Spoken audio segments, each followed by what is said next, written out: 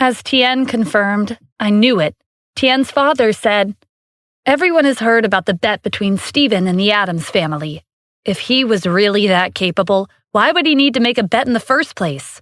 Mr. Terrence would have had a grand celebration and invited him back to the family." The rest of the Val family and the Lindsay family agreed. Celeste and Tien glanced at each other and shook their heads helplessly, because they knew that none of them, including the heads of their families, had the right to belittle Stephen. "Who killed our family's servants?" the head of the Val family pressed. "Whoever had killed them must have been skilled. With that kind of strength, they would be on par with their family." "Have you heard about the recent battle between the Commander-in-Chief and the 40 Alliance countries?" Celeste asked. "We were there." The head of the Val family was in disbelief. "You two were caught up in that? The 40 Alliance countries received information from who knows where about the Commander-in-Chief.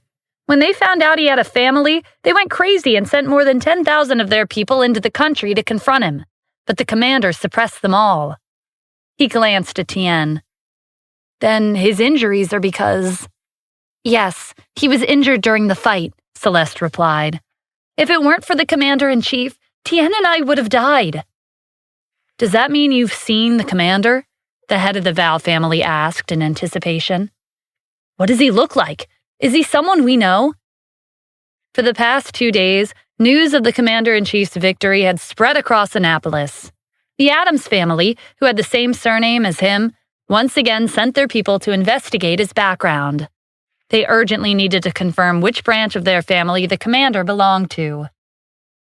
The head of the Val family wasn't the only one looking forward to Celeste's answer. Even the head of the Lindsay family was waiting impatiently for her to respond. They were leaders of their own families, but it would still be an honor for them to meet the commander. Not to mention, he had saved Celeste and Tien. That was already a great honor. Celeste thought back to that night. She was hidden behind Stephen while he'd swept through 10,000 foes with unparalleled strength. He's handsome and stunning, like a divine being from another world. The heads of the Val and Lindsay families were fascinated. They listened intently, but her next words shocked them. "On the plane, I gave it some thought and made my decision. I know the Commander-in-Chief is already married, but in his life, he's the only one for me," Celeste finished resolutely. The heads of the Val and Lindsay families were older and wiser, so they saw Celeste's declaration as a whimsical romance. They glanced back at the rest of their families. They had lost interest in the conversation. "Celeste, I know you're high-strung after experiencing a life-and-death battle, but you can't be hasty," the head of the Lindsay family advised. "Calm down and think about it carefully." Celeste was famous for her beauty in Annapolis, but even if the commander were single, she might not be a suitable match for him. "I've given it a lot of thought," she said firmly. Her father turned to Tien. "Why are you so quiet?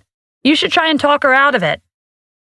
Tien had always been deeply in love with Celeste, and he'd gone through great lengths to help her break the arranged marriage contract. He'd even planned to propose after returning from Washington, D.C. To everyone's surprise, Tien shook his head. "I support her decision." The head of the Lindsay family sighed. It seemed like even Tien felt he was unworthy when it came to the Commander-in-Chief. "You two have changed so much after 2 days.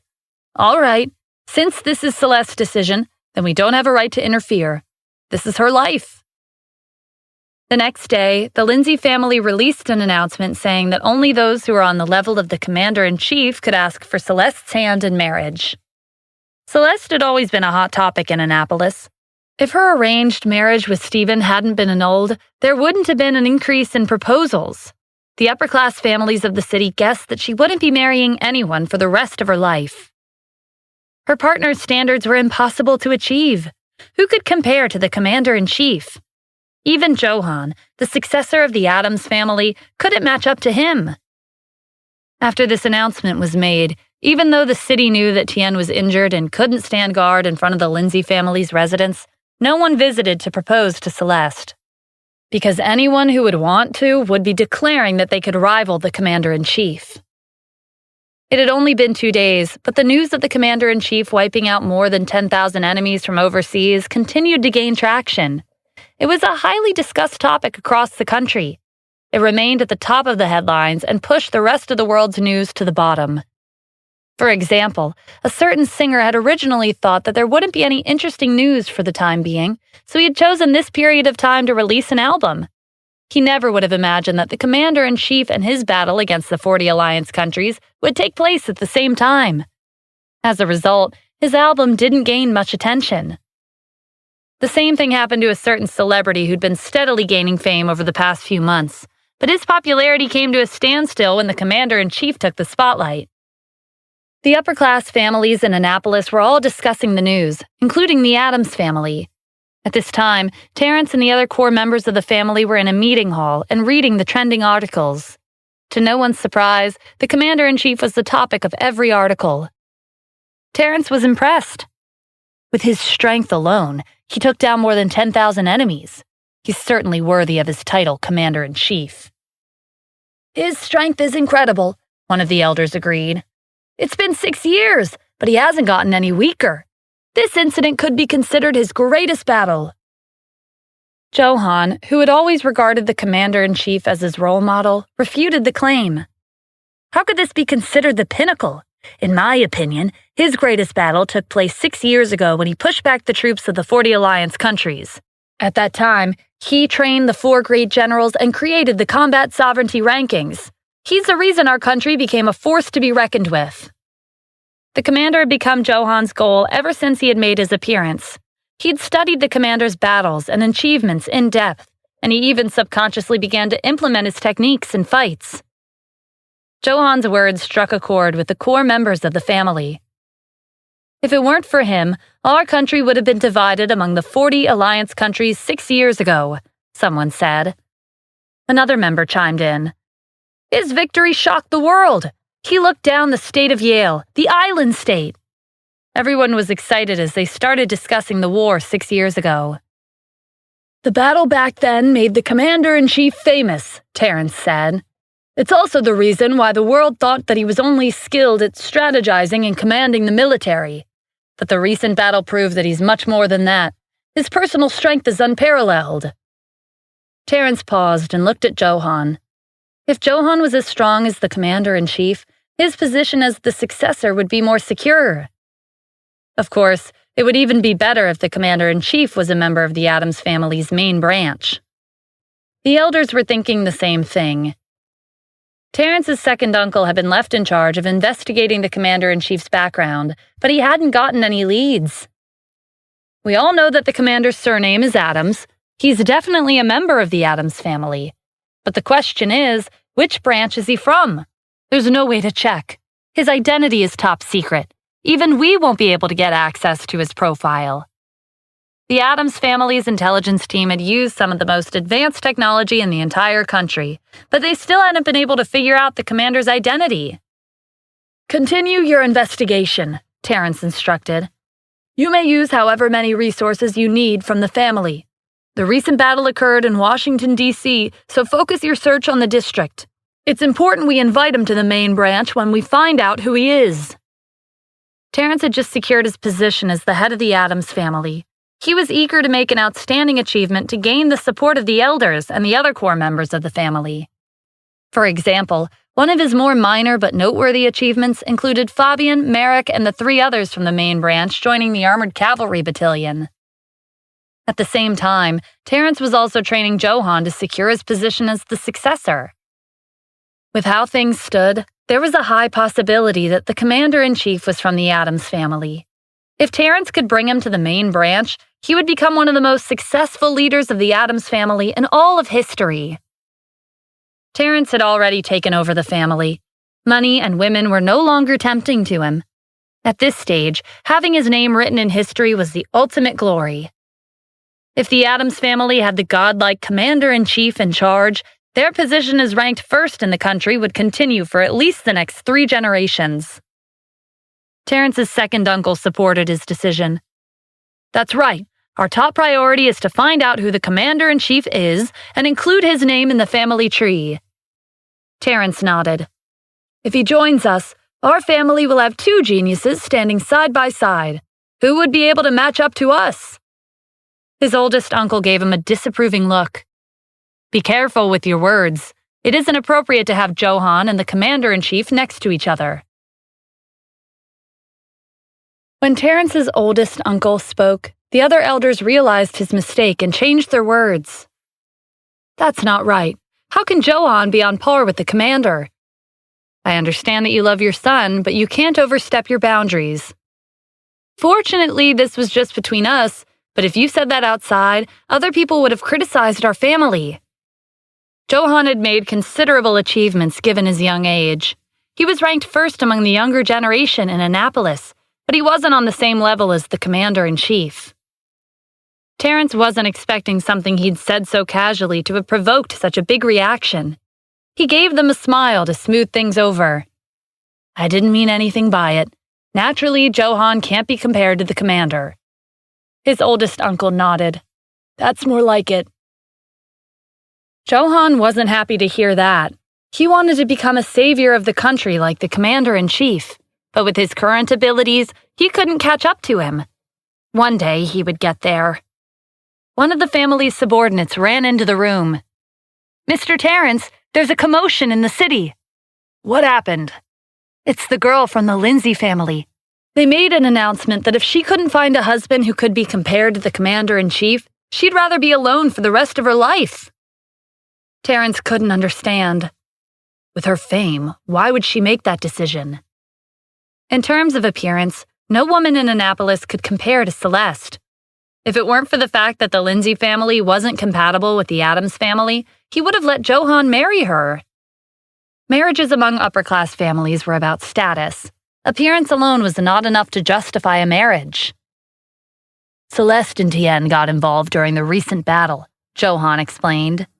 "The Val family's top subordinates were killed, and Tien himself was injured. Celeste was saved by the commander. She made her decision when she came back to the city." "So that's how it is," Terrence said. "She was captivated by the commander-in-chief. I don't blame her. Even we respect him. She's always been proud of her position in the city. It makes sense that she no longer has eyes for even a genius like Tien." Everyone nodded in agreement. This strengthened Johann's resolve to catch up to the commander. "I heard Celeste and Tien went to Washington, D.C. to find Stephen," Terrence's second uncle said. "When he saw Celeste, he refused to give up on the arranged marriage even though he's married. Is that true?" Johann had been paying attention to this topic, so he was in the know. "That's what happened, but in the end, Stephen did break the contract. He must have known that we were planning to make an announcement that he has no connection with our family. He was probably worried that he wouldn't be able to use us as a cover anymore, and Tien would come after him." Terrence scoffed. "Someone like him wanted to marry Celeste?" "Yes, but she made her answer very clear," Johann said. "She won't be marrying anyone unless they're on the commander-in-chief's level." "That's ridiculous. It's a good thing that the public knows now that she has no ties with him. However, if Celeste wants to marry the commander, she would have to consult us first." In Terrence's perspective, the commander-in-chief was already a member of the Adams family, even if they hadn't confirmed his identity yet.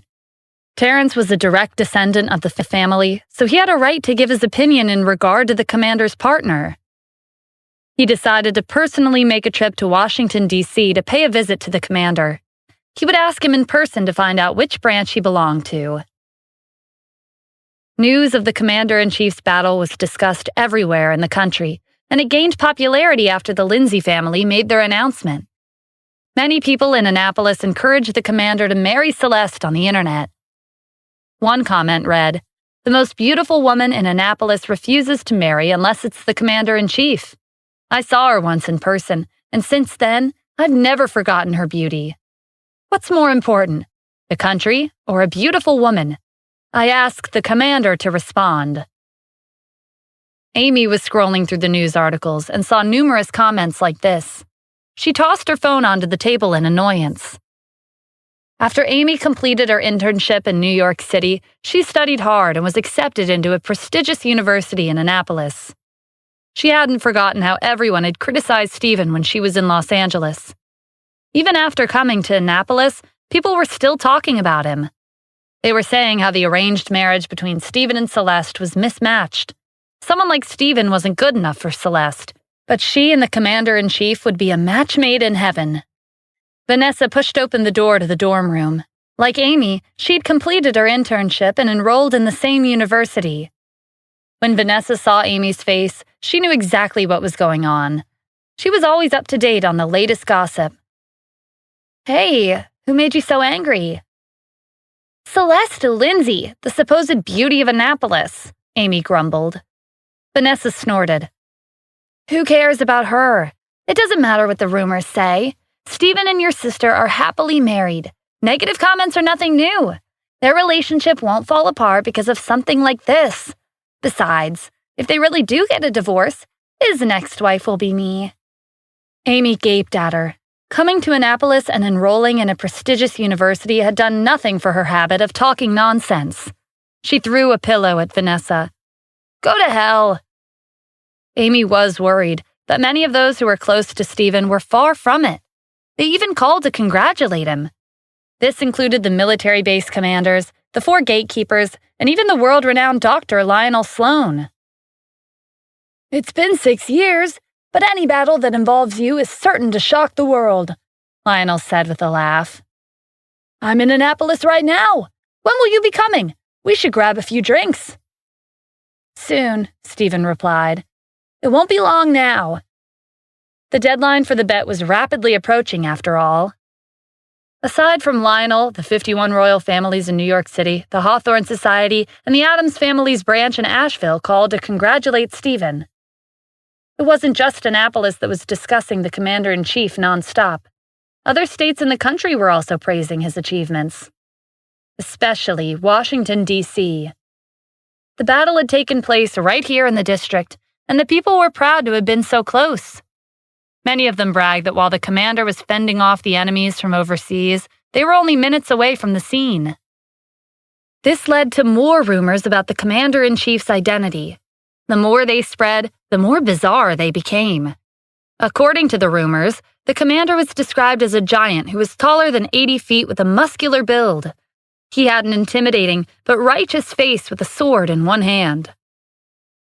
Kim couldn't help but laugh when she came across this comment while scrolling on her phone.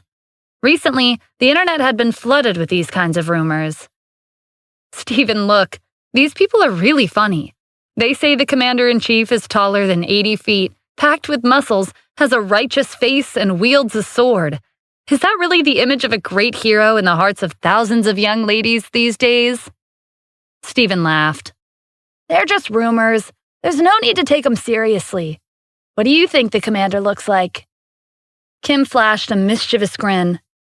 "He's definitely not as handsome as my husband, but I believe a hero like the commander loves his wife as much as you love me." Stephen chuckled. "You guessed right." He was going to officially announce his identity as the commander-in-chief to Kim at the wedding to give her the surprise of her life, but unfortunately, the uninvited guest, Johan, had ruined his plans. If things went as planned, the commander-in-chief wouldn't be the only trending topic. His wife would be the other.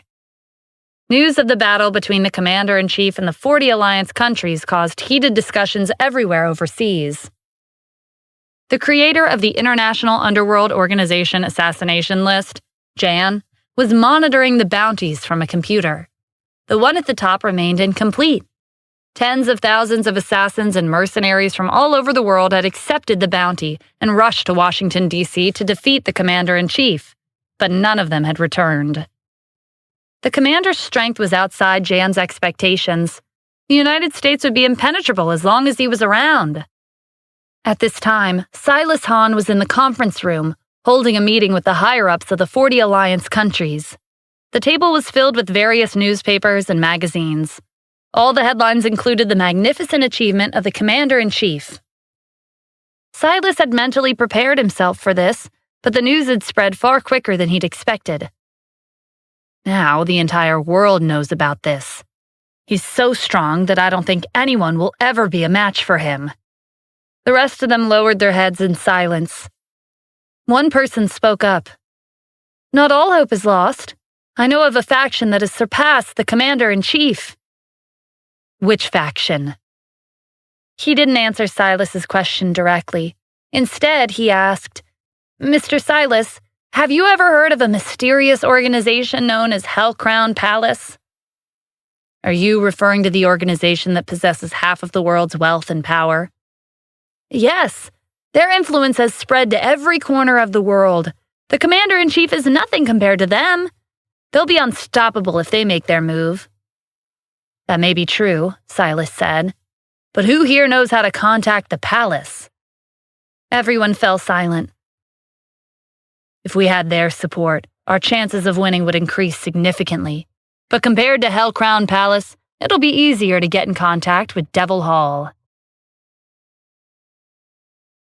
Devil Hall wasn't a country, nor was it a military alliance. They called themselves the Temple, but outsiders referred to them as Devil Hall. It was a group formed by a few extremist organizations. They had announced to the public that the Temple would fight in a holy war, but in actuality, they used the name of a holy war to cause conflicts across the world. That was why they were known as Devil Hall, an organization that sowed seeds of conflict wherever they went. 6 years ago, the army of the 40 alliance countries attacked the United States, but they were defeated by the commander-in-chief and the 4 great generals. Devil Hall had been accumulating their strength in secret, and they chose to assist the alliance countries to reap the benefits. After the United States won the battle, their strength was significantly depleted. Devil Hall took advantage of their weakness and attacked at this moment, thinking that they wouldn't be able to fight back. But the U.S. resisted, and the commander-in-chief, who'd made a name for himself during the previous battle, took the lead. He was like a divine being that descended from the heavens to the battlefield. He led his troops and repelled waves of attacks from Devil Hall. This battle took more than half a year before the victor was decided. In the end, even though Devil Hall was superior to the 40 alliance countries, they were forced to retreat in a sorry state. One higher-up supported Silas's suggestion. That's a reasonable alternative. 6 years ago, Devil Hall suffered heavy losses. I believe they've returned to accumulating their strength secretly and waiting for the day to launch a counterattack. Another high-up raised his doubts. But will they want to communicate with us? Although the 40 alliance countries and Devil Hall shared a similar goal, their forces weren't equal. It was no secret that they both looked down on each other. That will depend on luck, Silas said with a smile. I've already come up with a plan, but to guarantee its success, we need Devil Hall's cooperation. For the time being, let's not think about how to assassinate the commander-in-chief. Instead, we should mobilize all the resources and manpower we have to contact Devil Hall. Silas Hahn held a high position among the higher-ups of the 40 alliance countries for 2 main reasons. The first was his influence, and the second was his intelligence and talent for strategizing. It went without saying that he had become their backbone. After the meeting ended, the higher-ups attempted to contact Devil Hall, the organization they had once looked down upon. The United States had calmed down quite a bit in the following days. Even though the 40 alliance countries had lost more than 10,000 of their people, they remained silent and did not make a statement. It was as if the battle never happened. As for the International Underworld Organization assassination list, the bounty for the commander-in-chief's assassination plummeted to the very bottom. The reward remained the same, but no mercenary or assassin dared to accept the mission. They had learned the hard way that their lives were more valuable than the reward. What was the point of risking your life for an endless supply of wealth when you couldn't live to enjoy it? Washington, D.C. returned to its peaceful days. Stephen could relax as he waited for Kim's due date.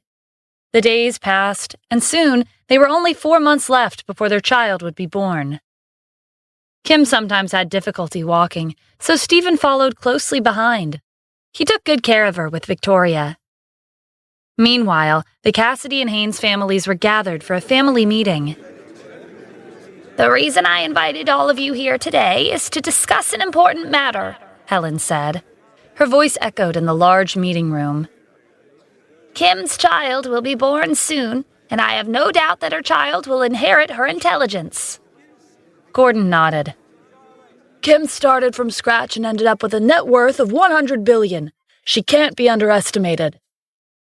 Stephen had played an active role in giving Kim an opportunity to succeed, but they selectively ignored his contributions. His bet with the Addams family was coming up. Although he was the owner of the Wyvern Group, it wouldn't be long until he and his company were finished. "I've thought about it," Helen declared confidently. "We'll send Kim overseas to Warhawk before she's due. The medical technology they have is more advanced than here, and the most important thing is that the child will be born overseas. According to Warhawk's laws, her child will automatically become a national of their country." Before Gordon could give his input, Mavis expressed her agreement. "If her child is born in Warhawk, his status will be higher than ours." "I heard many celebrities nowadays give birth to their children overseas so they can automatically become a national of that particular country," Rebecca said. "They'll have that country's resources at their disposal, and they can return home whenever they want. They say parents these days are too concerned about their child's future, but I can't blame them. It's like killing two birds with one stone." Rebecca placed a hand on her stomach. She became pregnant after marrying Rome. She would also be a mother soon, so she was wondering if she should go overseas. At the end of the meeting, the Cassidy and Haynes families unanimously decided to have Kim give birth to her child overseas. "What? You want Kim to give birth in another country?" When the Cassidy and Haynes families visited and stated their request, Stephen immediately turned them down. "That's impossible." Having the commander-in-chief's child be born in a foreign country for the sake of status was laughable. Helen glared at him. "Stephen, be quiet. There's no place for you to speak here." The Wyvern Group was impressive, and both the Cassidy and Haynes families had been surprised when Stephen announced that he was the owner. But now, not only had Imperial Holdings been suppressing the Wyvern Group's operations, their finances had been affected, and they were in danger of losing their position as a leading company in Washington, D.C. Stephen had even refused to give in and admit defeat to the Addams family. To the Cassidy and Haynes families, his death was imminent. There were only 4 months left until the deadline for the bet. None of them had had any confidence that he would win. "Kim, Rome and his brother have already contacted a well-known hospital in Warhawk," Natalie said. "They had to fight for it, but the arrangements have been made. I think it'll be better if you give birth overseas." Kyle put on a serious expression. "Stephen, there's something I have to tell you in advance. After the child is born, their surname will be Cassidy. There's a risk that the child will end up with a single parent, so it's not appropriate to use your surname." The implication behind his statement was obvious. It was impossible for Stephen to win the bet. There was only one outcome. In a few months, he would die at the hands of the Addams family. "Dad, what nonsense are you saying?" Kim demanded. "Your dad isn't talking nonsense," Mavis shot back. "What he said is a fact." Gordon joined in. "Who knows if Stephen will be alive in a few months? Even if your child was given our surname Haynes, it would still be better than Addams." The rest of the family agreed. Stephen interjected. "First, I disagree with Kim going overseas. Second, it's common for children to take their father's surname, but there's no law that says it's a requirement.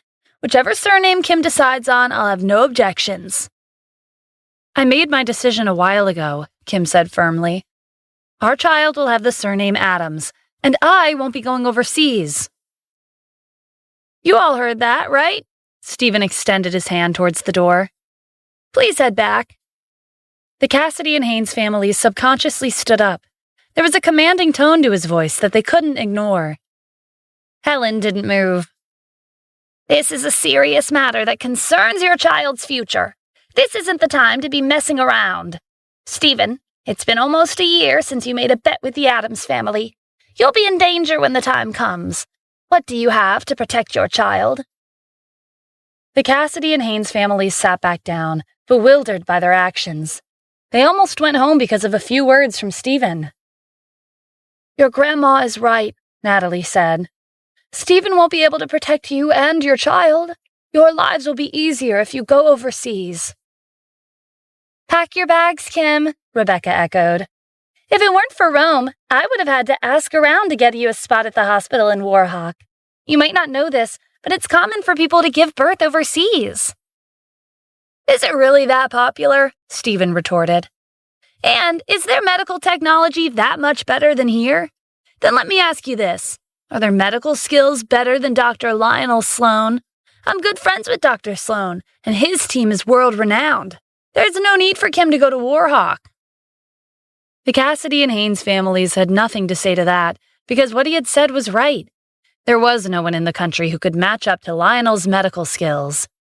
He was even respected by those in the medical field abroad. In addition, he was the chief consultant of the highest-level medical team in the country. They had once treated the leader of the United States. When Lionel came to Santa Ana, it was Stephen who had picked him up from the airport. That proved that they were well acquainted with each other. "Stephen has a wide range of connections and knows an expert like Dr. Sloan," Kim said. "It's not necessary for me to go overseas. Besides, it won't be easy for me to travel long distances." Helen had no more tricks up her sleeve. She could only concede. "All right, I agree. Stay here and wait for your due date. But Stephen must provide you with the best medical services in the country, and he has to stay by your side to take care of you." "Of course I will," Stephen said. That was what he'd been doing for the past few months. He didn't care about the Wyvern group. Kim was more important. Harry raised a question. "That's far from enough. I want to know how he plans to resolve the bet with the Addams family." The Cassidy and Haynes families stared at Stephen, waiting for an answer. Ever since Johann started suppressing the Wyvern group with Imperial Holdings as a cover, Stephen hadn't done anything to retaliate. All he did was stay home with Kim. This gave everyone the impression that Stephen had given up on resisting the incomparably powerful Addams family.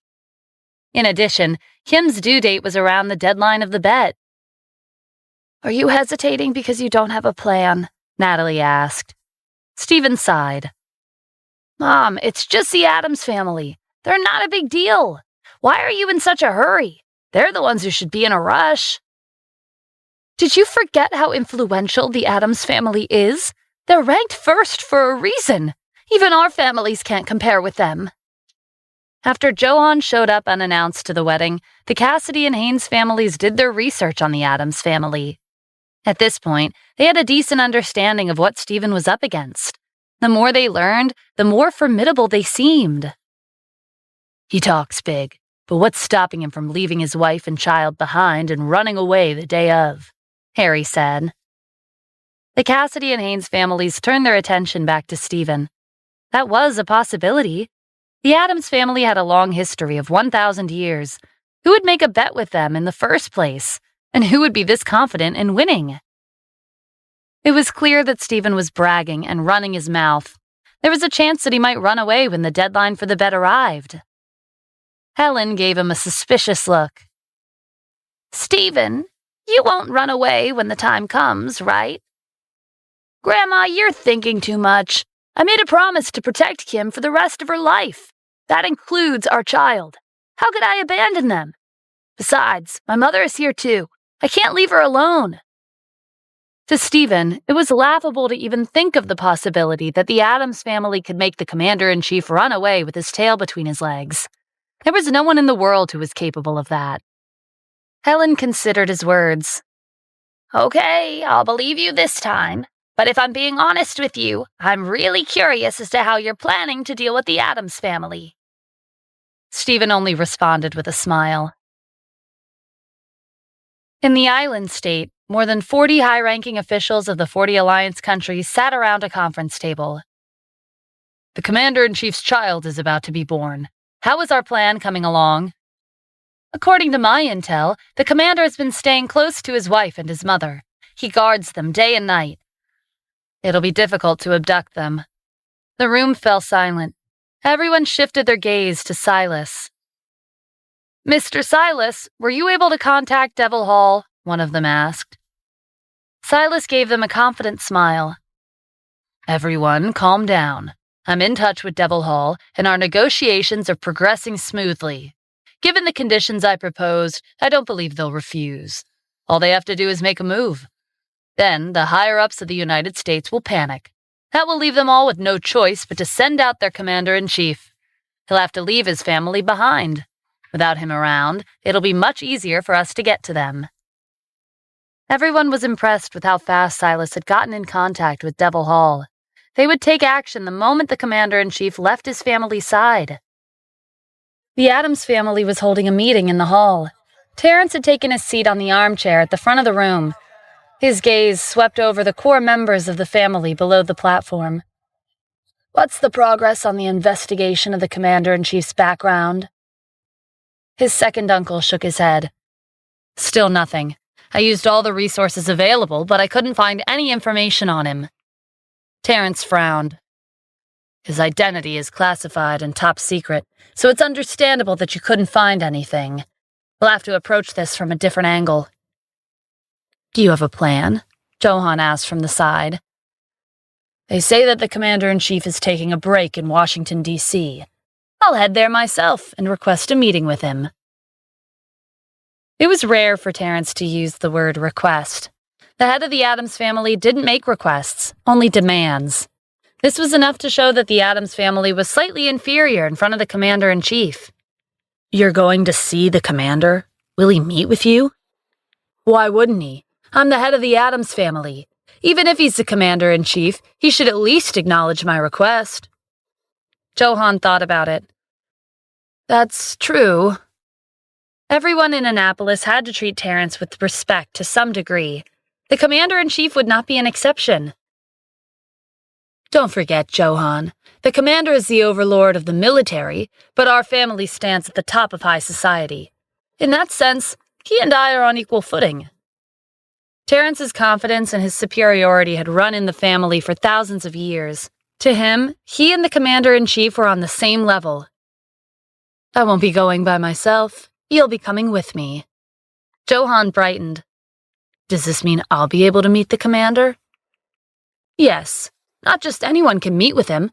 I'm bringing you with me so that you can see for yourself just what kind of person he is. Your meeting will strengthen your resolve to fulfill your ambitions." Johann had always regarded the commander-in-chief as his role model. He'd memorized every battle the commander had taken part in. He'd even been influenced by his combat style. Naturally, Terrence knew about this. He patted Johann's shoulder. "Johann, I know that you've been trying to catch up to the commander, but he's unprecedented. It's not easy to overtake him. You've done well so far. In this country, no one is qualified to be your opponent aside from the commander-in-chief. You're talented, and I have high expectations of you." Johann nodded. "I understand." He left to pack his bags. When he came downstairs to look for Terrence and set off for Washington, D.C., he found him still seated on the armchair, deep in thought. "What are you thinking about?" Johann asked. "I heard that 6 years ago the commander defeated the army of the 40 Alliance countries. Hundreds of helicopters, cars, and thousands of people escorted him back to Washington, D.C. That was a rumor from back then, but we verified it. It did happen." Terrence stood up, having made up his mind. "I got it. When we head to Washington, D.C. this time, there's no need to keep a low profile. We should show the world that the head of the Addams family is the commander-in-chief's equal." "I'll make preparations." Johann set down his bags and made arrangements for the trip. It took the rest of the day. The next morning, over 100 helicopters were on standby. They were waiting at the Addams family's private parking platform. They were ready to take off at any time. There were over 1,000 cars and more than 10,000 bodyguards. Terrence and Johann set off for Washington, D.C. Their extravagant trip attracted the attention of many mainstream media outlets. They released articles, one after another. Among the thousands of cars was the Rolls-Royce Phantom in the middle. There were only 100 of this model produced. Needless to say, Terrence and Johann were in this car. Johann raised the champagne glass in his hand with a grin. "This is brilliant. The media will publish articles about us and advertise how grand our trip is. It'll make the headlines. Even if the commander-in-chief doesn't want to meet with us, he won't be able to refuse." Terrence smiled as he raised his own glass. "Get ready. We'll be meeting the commander soon." This was the first time in 100 years that the Addams family had used such a luxurious lineup. Washington, D.C. had received news of their trip a while ago. Various media reporters were waiting at the airport. They wanted to report the arrival of the head of the Addams family in the district. The headline, "The head of the Addams family wants to meet the commander-in-chief," was at the top of every article. News of the commander-in-chief's recent battle hadn't died down completely, and the arrival of the Addams family in the district fueled heated discussions and gossip.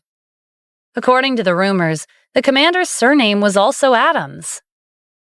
Over 100 helicopters landed at Washington, D.C.'s airport at the same time. The luxurious scene was satisfying to watch. Terrence's motorcade of more than 1,000 cars occupied dozens of large parking lots. To welcome Terrence and Johan to the district, the local government implemented strict traffic control. They sealed off the airport and several parking lots, forbidding any public vehicles from entering. For a moment, it felt like the entire district was on a lockdown. Terrence and Johan set foot in Washington, D.C. while being surrounded by more than 10,000 bodyguards. Wherever they decided to go, the government would clear the space ahead of time. "Before we meet the commander, let's go see Stephen," Terrence suggested. "I'm sure he's heard of our arrival by now." "Good idea," Johan said. "I want to see just how dispirited he is." He had been suppressing the Wyvern Group using Imperial holdings. These days, the Wyvern Group had been forced into a corner. There was no room for development, and they were at risk of losing their position as a leading company in Washington, D.C. After witnessing the Addams family's forces, Johan guessed that Stephen would surrender before the deadline of the bet. The strength of the #1 family in the country was not to be trifled with. At this time, Stephen was with Kim. He wasn't paying too much attention to the news, so he didn't know about Terrence and Johan's trip to the district.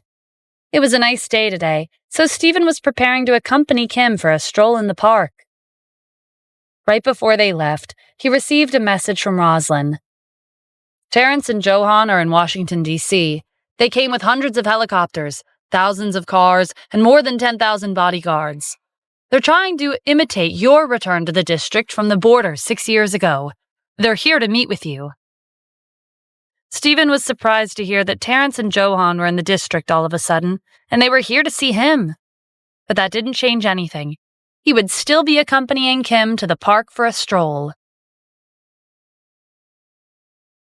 To Stephen, nothing could be more important than Kim and their child, not even the Addams family. But Terrence and Johan's arrival in Washington, D.C. was worth thinking about. He guessed that they were here to challenge him. Stephen and Victoria weren't the only ones accompanying Kim to the park. Helen, Harry, Rebecca, Kyle, Natalie, and the others had joined them. They had used the excuse of going for a walk to monitor Stephen. They had already heard about Terrence and Johan's extravagant arrival in the district.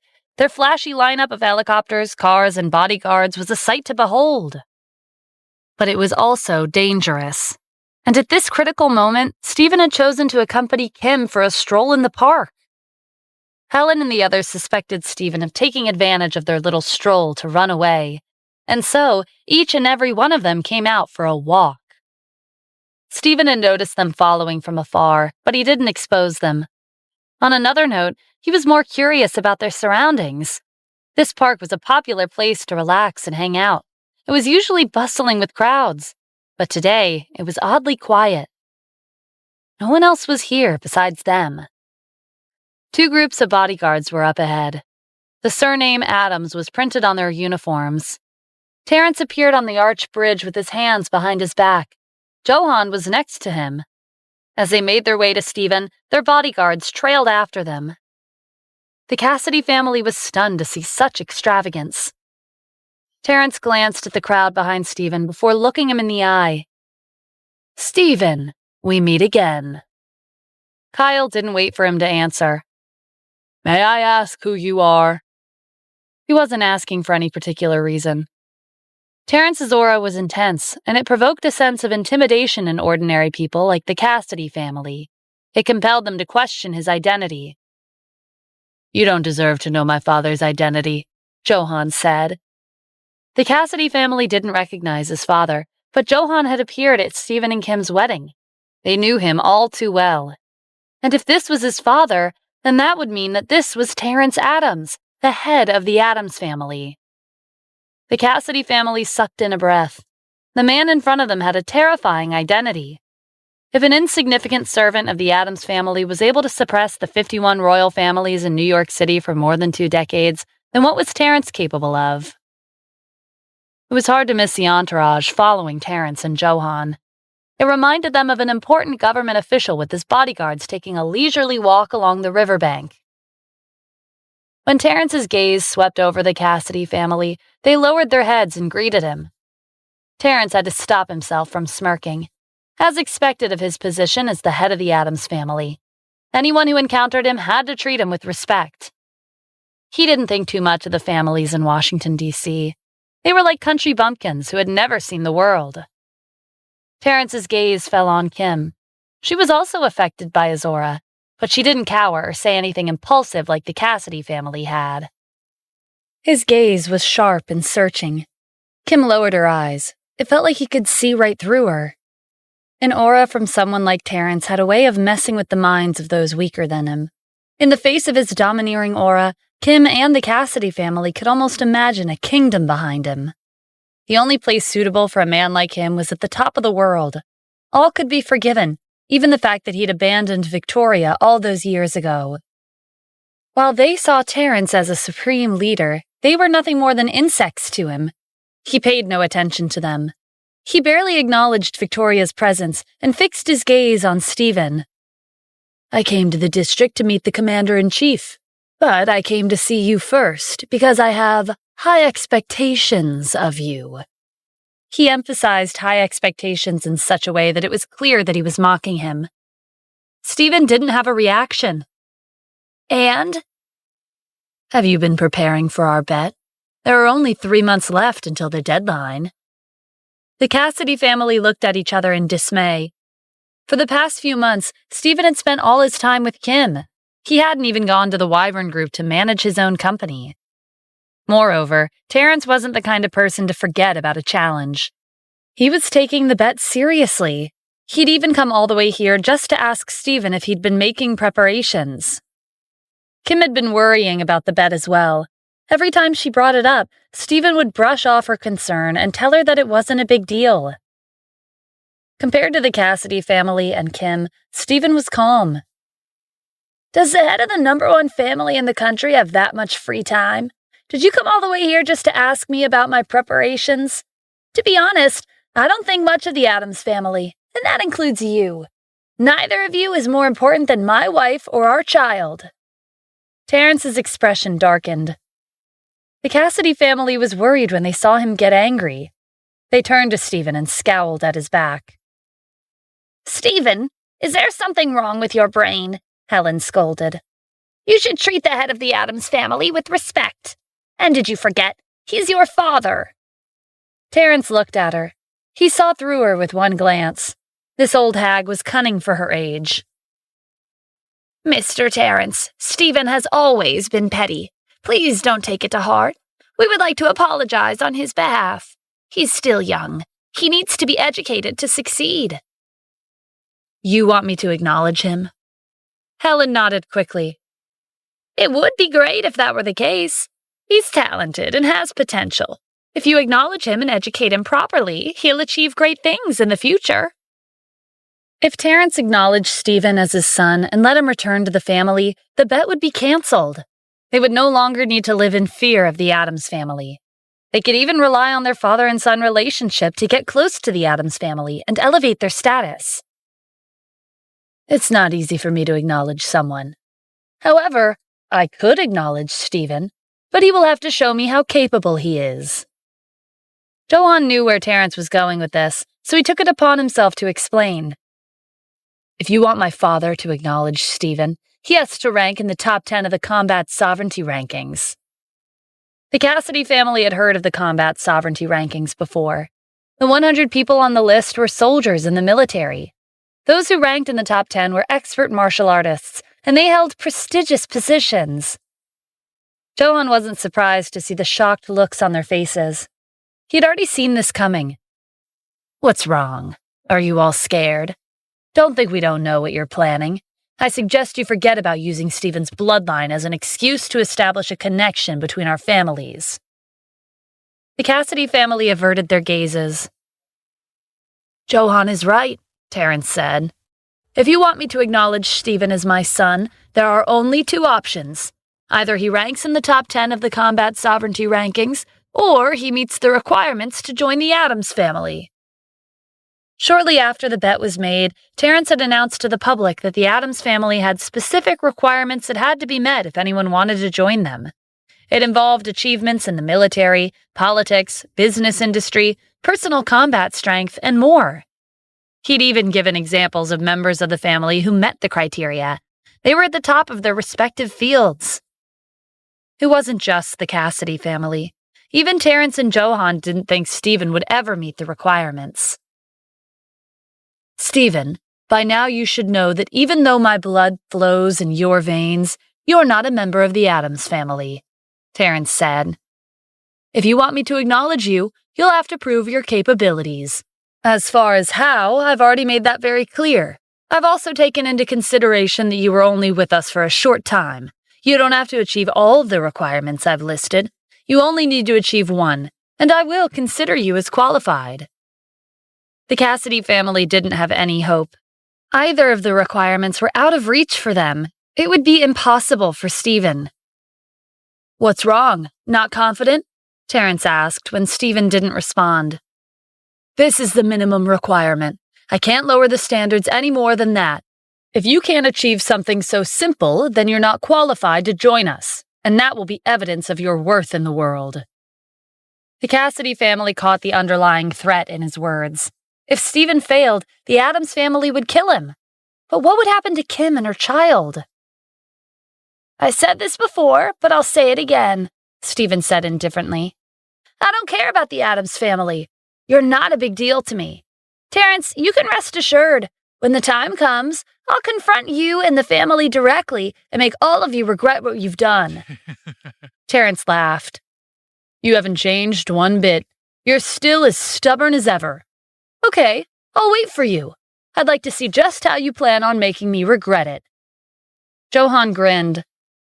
I doubt he's capable of that. Look at him. Does he resemble someone who has what it takes to challenge our family? If you ask me, there's a high possibility that he'll pack his things and run away before the deadline. Is that so? That's a problem. If he runs away because he's afraid, then he's not qualified to be my son. The Cassidy family exchanged glances. That was exactly what they were afraid of. Terrence and Johan walked away as soon as they said their piece. Their entourage of bodyguards followed them. After they left, the Cassidy family stared at Stephen in silence. He felt a little uncomfortable as their gazes bore into his back. He turned around and faced them. Why are all of you looking at me like that? Do you really think I'm going to run away? That's exactly what we were thinking, Helen grumbled. The deadline is getting closer. You don't do anything productive all day long. What else can you do when the time comes except to run away? The rest of the family nodded in agreement. It was very likely that Stephen would end up abandoning him and their child. In the past, Terrence abandoned Victoria and Stephen to take over the Addams family. It wouldn't be surprising if Stephen had inherited his ways, like father, like son. All of you can relax, Stephen said. I'm not going anywhere. The Addams family isn't a big deal. They're not worth worrying over. The Cassidy family was speechless. How many times had he said that today? Maybe he would only know the meaning of fear when he saw his coffin. Victoria hurriedly spoke up on Stephen's behalf. Don't worry, my son might be a little stubborn, but he's someone who knows how to keep a promise. He'll keep his word. He won't abandon Kim and run away by himself. Grandma, trust him, Kim said. He won't run away and leave us behind. Kim, don't worry. I won't be leaving you, Stephen said. I'll be with you even after our child is born. I'll always be by your side to protect you.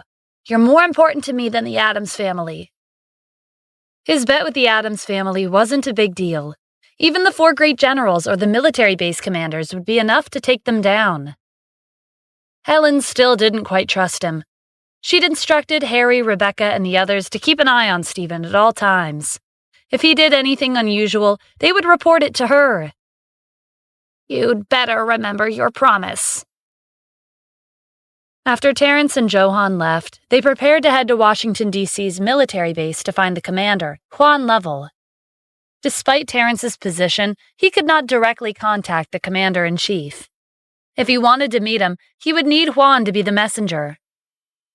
On their way to the military base, Terence fiddled with an ancient sword in his hand. Johann eyed the decorative dragon on the hilt. He could feel the thrum of energy emanating from the blade. "Are you really going to give this sword to the commander?" "Of course," Terence said. "As the saying goes, a sword is given to a hero. I've had the dragon spring sword for many years, but no one in our family is qualified to have this in their possession. But things are different now. We have the commander-in-chief among us. Only a hero like him deserves this sword." "But the dragon spring sword is priceless." Johann was somewhat reluctant.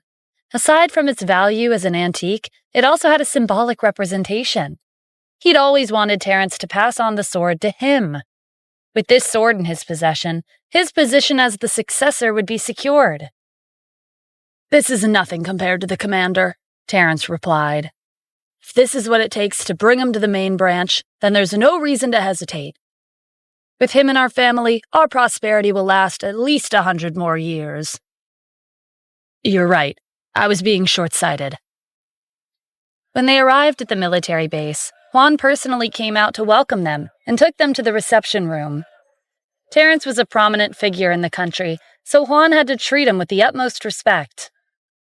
Terence and Johann didn't bring their extravagant lineup with them. Entering the district in such an extravagant way was fine, but bringing them along to the military base could be interpreted as a provocation. Only the commander-in-chief deserved that kind of lineup on military grounds. Terence got straight to the point and stated the reason for his visit. "I would like to meet the commander-in-chief." Juan considered this request. He couldn't refuse directly, so he went with the next best option. "I'll have to speak with the commander." Terence nodded. "Go ahead." Juan left the room and gave Stephen a call. Stephen had already seen this coming. He wondered how Terence and Johann would react if he revealed his identity as the commander-in-chief. Stephen wasn't planning on exposing himself this early on, but from their encounter at the park, he could tell that Terence and Johann had no intention of toning down their aggression and intimidation. If he let things drag out like this, it would only make him, Victoria, and the Cassidy family more worried. That would make the situation more complicated when their child was born. Stephen decided to work things out once and for all. "All right, tell them that I've agreed to meet with them."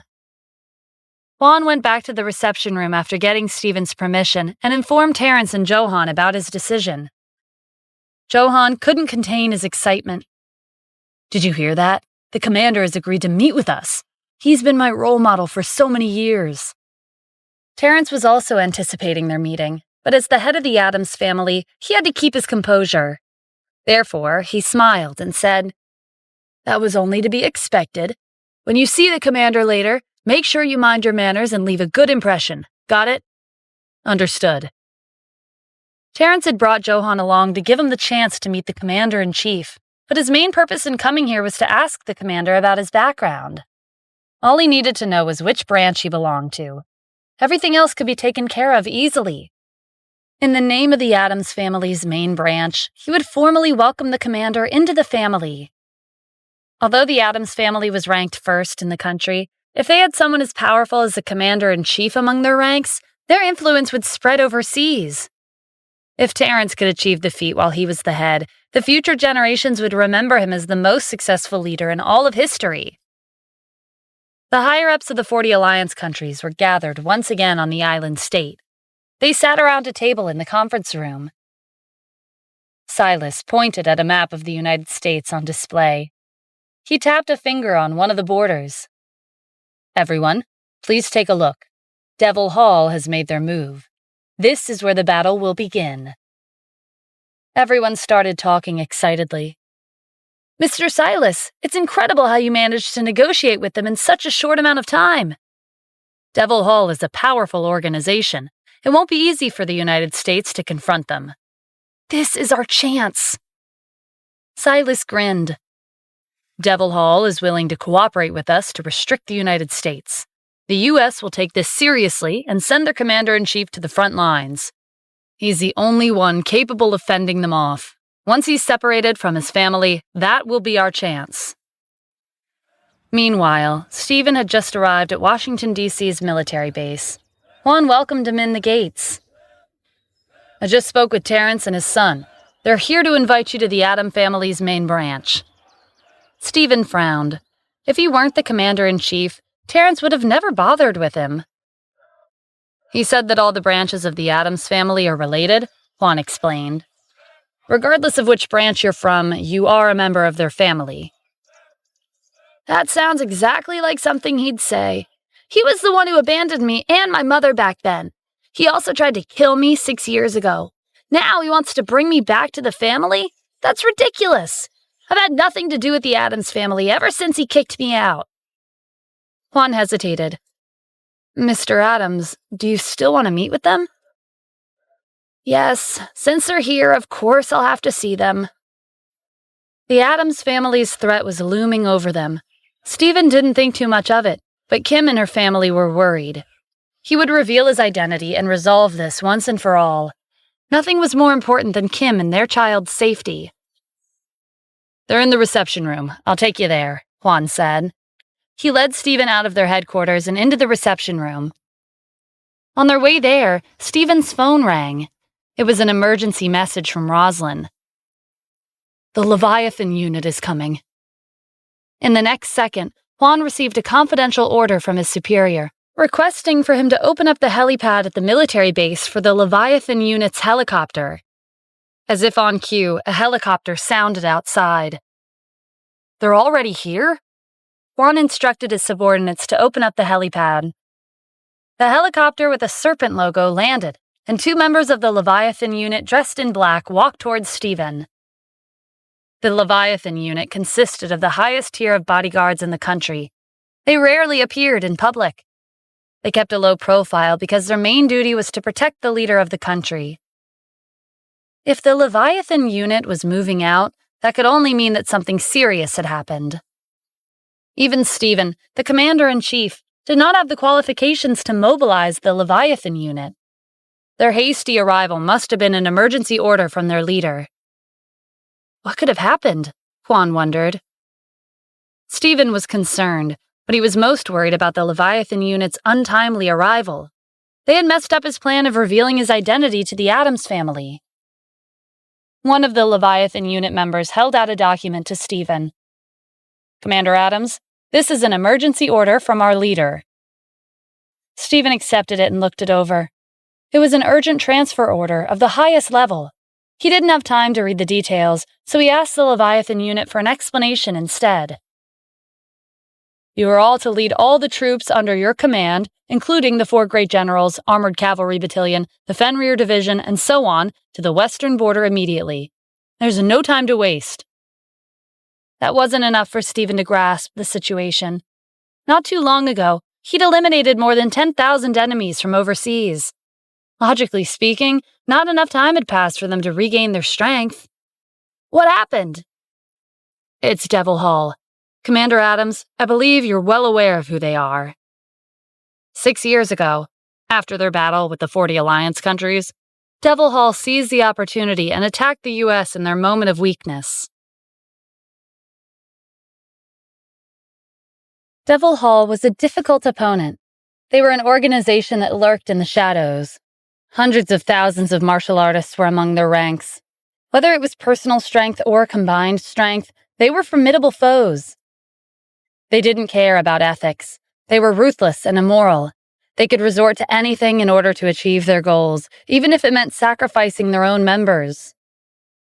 Devil Hall was an opponent whose strength far exceeded the 40 Alliance countries. Once they set their sights on a target, they wouldn't give up until they were eradicated. 6 years ago, during the battle with Devil Hall, Stephen had led his troops and fought tirelessly for half a year. In the end, he had to pay a high price to destroy their organization. Devil Hall made a reappearance just this morning, the Leviathan unit member explained. They launched a surprise attack at the western border of our country. 2 of our important strongholds were lost, one after another. If we don't act immediately, our territory at the western border will fall into their hands. Stephen hadn't expected Devil Hall to move so quickly. I destroyed them 6 years ago. Where did they come from? According to the information we have, a few members of Devil Hall escaped and have been rebuilding their organization in hiding. They're stronger than they were back then. Stephen now understood why the Leviathan unit was in such a hurry. 6 years ago, he was the only one who could defeat Devil Hall. And now, they had gotten so much stronger. No one else would stand a chance against them. However, Devil Hall's timing was uncanny. There was someone pulling the strings. It couldn't have been the Addams family. Although they were ranked first in the country, they were far from having the means to contact Devil Hall. The Leviathan unit urged Stephen to hurry when they saw him deep in thought. Commander Addams, the battle at the western border is growing more intense as we speak. Mobilize your troops and head to the border immediately. Stephen nodded. This was an emergency situation where every second counted. Back then, Devil Hall was stronger than the 40 Alliance countries, and it seemed like their strength had only grown with time. They had already occupied 2 strongholds. If they didn't stop Devil Hall's advance, they would lose their territory at the western border. Stephen gave his order. The 4 great generals, Dennis, Rosalind, Zachary, and Jaden, were the first to arrive. Then it was the Armored Cavalry Battalion, the Fenrir Division, and so on.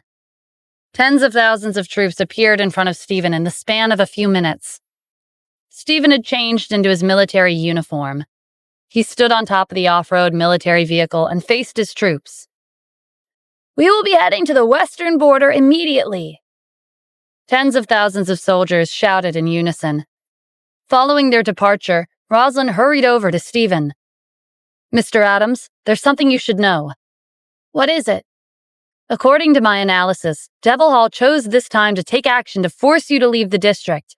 It hasn't been long since you've dealt with the forces from overseas. These 2 incidences are related. Rosalind was responsible for intelligence, and it was no surprise that she had immediately deduced Devil Hall's true motive. So, I have a suggestion, Rosalind continued. Leave some of your people behind to protect your family. We can't give the enemy any openings. Rosalind is right, Dennis said. Let the 4 of us stay. We won't let any harm come to your family. Zachary and Jaden agreed. Stephen shook his head. No, the leader had made it clear he wants me to lead all my troops to the western border. The 4 of you must come along. The fact that he had been instructed to mobilize all of his troops meant that Devil Hall couldn't be taken lightly. This wouldn't be an easy battle. But Mr. Addams, you can't leave your family defenseless, Dennis protested. We understand how strong Devil Hall is. 6 years ago, we spent half a year trying to defeat them, and we suffered great casualties in the process. They're much stronger than before, and it might take just as long, or even longer, to take them down this time. We can't ignore that the 40 Alliance countries have their eyes on your family. If all of us leave the district, they'll be the first ones to be targeted. Stephen understood Dennis's concerns, but he had been told to lead all of the troops under his command to the western border. It would be inappropriate to leave the 4 great generals behind to protect his family. This was an emergency, and he had to choose between his family and his country. But he was the commander-in-chief, and his decision had been made a long time ago. That's enough, Stephen said. We'll be heading to the western border. Just like in the past, take out your phones and leave them behind. We'll communicate through the intercom. Stephen was the first to hand over his phone. The 4 great generals followed his lead. Stephen knew just as well as the 4 great generals how strong Devil Hall was. Now, they had gotten stronger and had taken down 2 strongholds at the western border. This was an urgent situation where even a second or a minute of delay could cost them their territory. Under Stephen's command, his troops, including Dennis, Rosalind, Zachary, and Jaden, carried out his orders unconditionally. Stephen and the four great generals had guessed that this was a conspiracy between the 40 Alliance countries and Devil Hall, but they couldn't take this lightly. Besides Stephen, no one had ever been able to take down Devil Hall. Even Warhawk, which was known as the strongest country in the world, couldn't defeat them. As soon as Stephen received the urgent order, he gathered his troops in a matter of minutes. He didn't have time to say goodbye to Kim and Victoria. They would be safer if the four great generals had stayed behind, but they wouldn't be defenseless without them. Stephen made a promise to himself that he would win the battle, and the first thing he would do when he came back would be to apologize. The commander of Washington, D.C.'s military base, Juan Lovell, was on the drill grounds as he watched the army depart for the western border. He saluted them from afar. Juan was someone who Stephen had personally trained. He knew that Stephen was feeling guilty that he couldn't inform his family that he'd be leaving for an undetermined amount of time. "Mr. Adams, don't worry. While you're away, I'll ensure the safety of your family." Stephen, who was already at the front of the army, heard Juan's promise. However, the 40 Alliance countries were strong even if he had taken them down more than tens of thousands of their people. Juan and his troops might not be enough, but it was reassuring to know that they would be around. Meanwhile, Terrence and Johan were growing impatient in the reception room. They'd been waiting a long time, but they still didn't see Juan returning with the commander-in-chief. Johan turned to the door. "I hear a lot of people outside." Terrence had noticed as well. "Let's go out and see what's going on." When they left the building, they saw several military vehicles drive out of the military base. "It's been a long time since the military has gathered like this," Terrence said.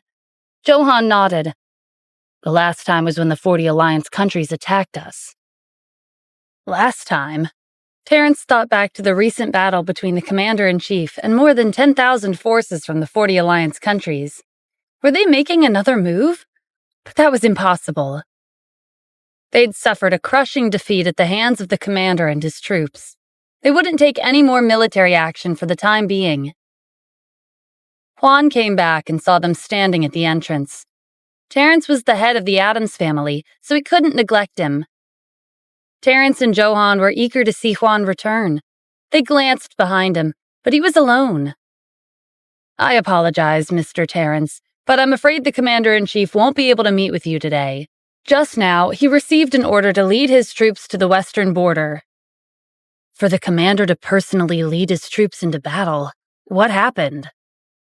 The commander-in-chief hadn't been on the front lines ever since the war ended 6 years ago.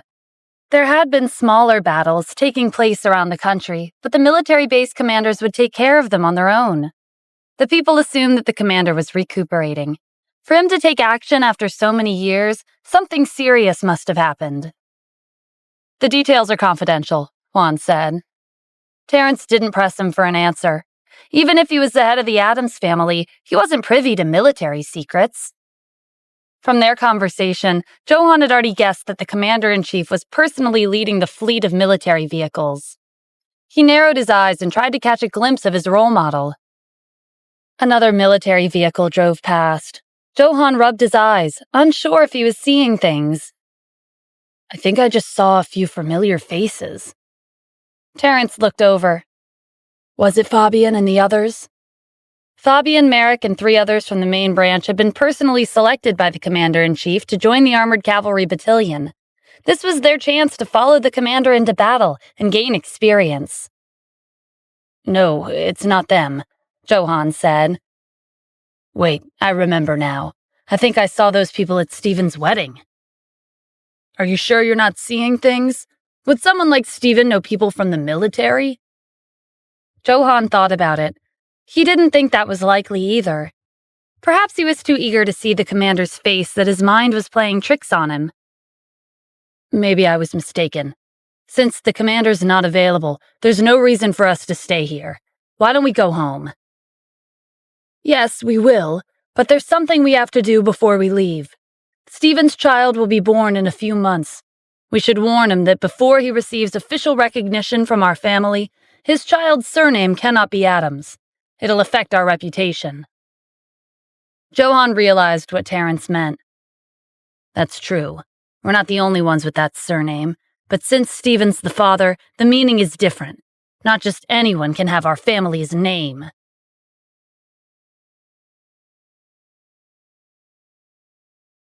Even if Stephen lost the bet with the Adams family, his child could take advantage of their shared surname to obtain benefits. It couldn't be helped, because the Adams family was influential. Anyone who was involved with their family could enjoy an endless supply of wealth and power. Kim and Victoria weren't expecting to see Terence and Johann again so soon. The second Terence stepped past the doorway, his booming voice filled the house. "Where's Stephen? Tell him to come out." "Why are you looking for him?" Kim asked. Terence didn't respond.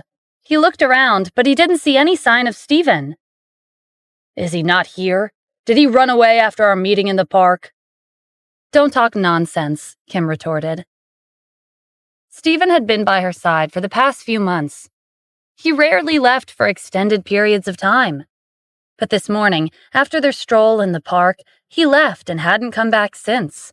She didn't receive any texts or calls from him either. Terence didn't care if Stephen was here or not. He could get his point across all the same.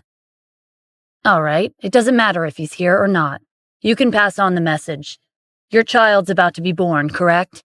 I came to tell you that your child cannot take the surname Adams without our family's approval." Kim frowned. "Mr. Terence, don't you think you're crossing the line? We're the parents. That's not up for you to decide." "Miss Kim, I hope you can understand. The Adams family is ranked first in the country. Do you think your family is qualified to share our surname?" "As I said before, whatever name we decide is none of your business." Terence applauded her sarcastically. "It seems you're determined to go against us. Well then, I'll wait until after your child is born and see if you still have the same courage to do so." Without waiting for an answer, he turned and left with Johann. When the door slammed shut, Helen started criticizing her. "Kim, are you crazy? How dare you talk to Mr. Terence like that?"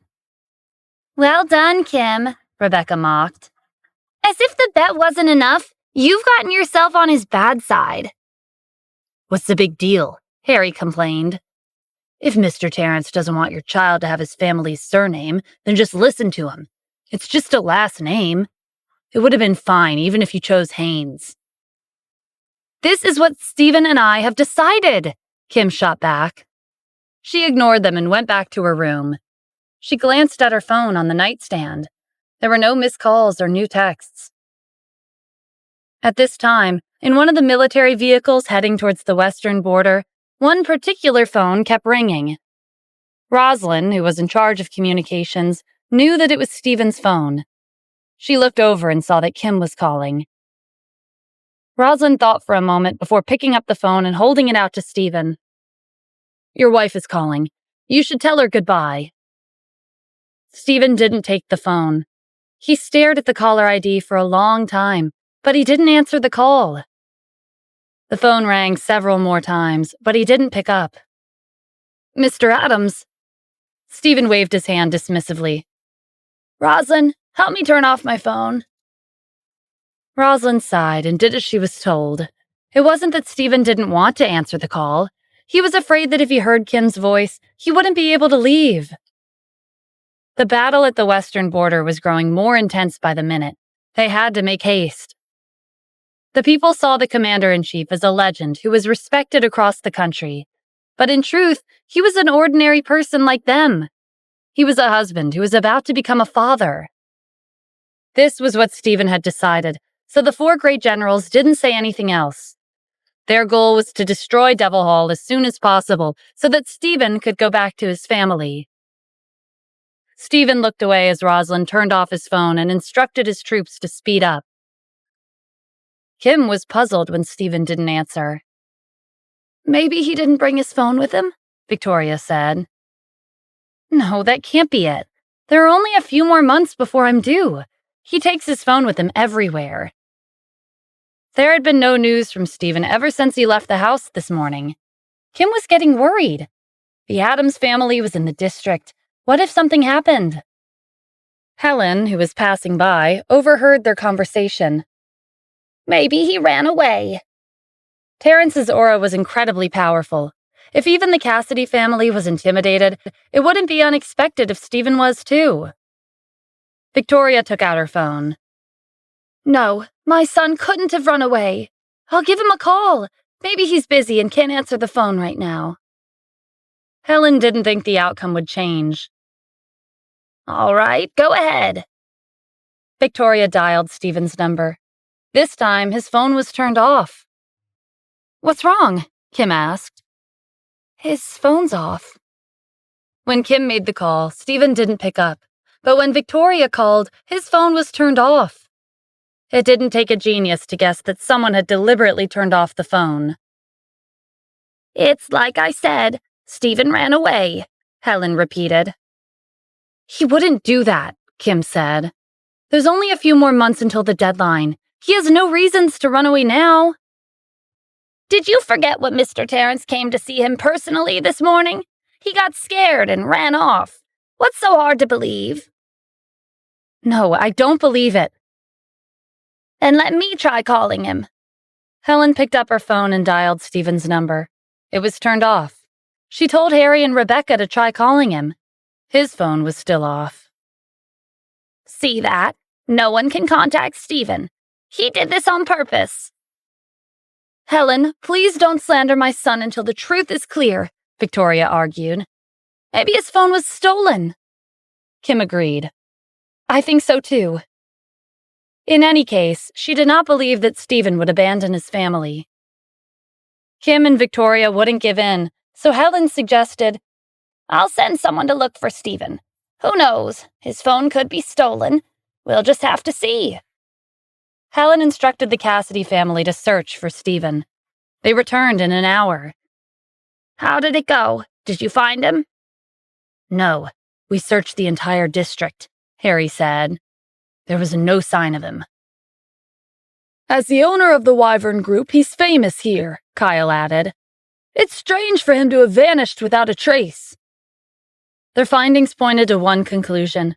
Stephen had run away by himself. Helen turned to Kim. You heard what they said.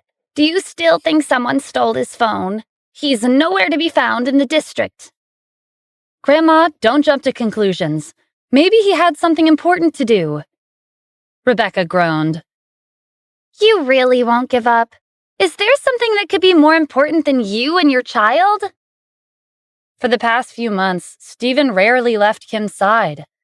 He was so nervous that he sometimes waited outside the bathroom in case she needed him. It was obvious that to Stephen, nothing could be more important than Kim and her child. But it would be a different story if his life was at risk. The only possibility was that Stephen had run away after Terrence's warning. Kim refused to believe it. You should search more carefully. Washington, D.C. is big. You couldn't have searched the entire district in only an hour. But before that, let me call Jasmine. Jasmine was the Wyvern Group's vice president, and she was currently responsible for the company's daily operations. If anyone knew how to contact Stephen, it would be her. What? He's gone missing? That can't be right, Kim. Did you two fight? It's normal for couples to fight once in a while after having been together for so long. Kim sighed in exasperation. No, we didn't fight. I think something happened to him. Hurry up and help me think of a way to contact him. Okay, how about this? I'll ask Mr. Lucero. They're like brothers. He has to know where Stephen is. Jasmine hung up and called Dennis. His number wasn't in service. She double-checked the number, but she hadn't made a mistake. This was the number she'd been using to contact Dennis ever since she took up her position as the vice president. Jasmine left her office and consulted Dennis's secretary. His secretary informed her that she hadn't been able to contact her boss since this morning. Jasmine quickly called Kim. I have bad news. It's not just Stephen. Mr. Lucero also disappeared. His number wasn't in service. After Devil Hall attacked the western border and took down 2 strongholds, the high-ranking officials of the country did not publicize the truth. Instead, they announced to the public that there were enemies invading the border. After the war 6 years ago, the 40 alliance countries had instigated several conflicts between the United States and the surrounding countries. However, the military base commanders have been able to resolve the situation without needing the commander-in-chief to step in. This time, their opponent was Devil Hall, and the commander-in-chief was personally leading his troops into battle. The officials had to keep this confidential.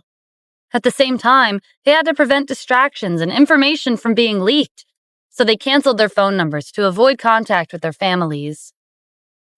But this was something that Kim and Jasmine weren't aware of. Kim's heart sank when Jasmine told her that both Dennis and Steven's phone numbers were not in service.